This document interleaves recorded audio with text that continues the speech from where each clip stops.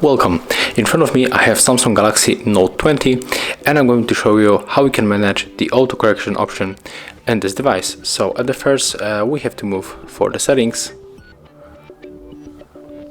and right now we have to scroll down.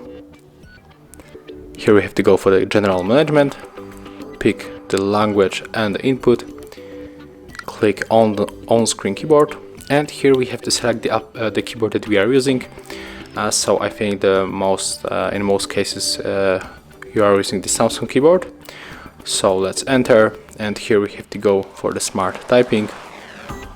And as you can see right here, we got the autocorrection, and in the Samsung smartphone is called the predictive text.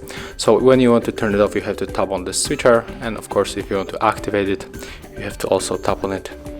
So that's how it looks. Thank you guys for watching. Leave thumbs ups, comments and subscribe to our channel.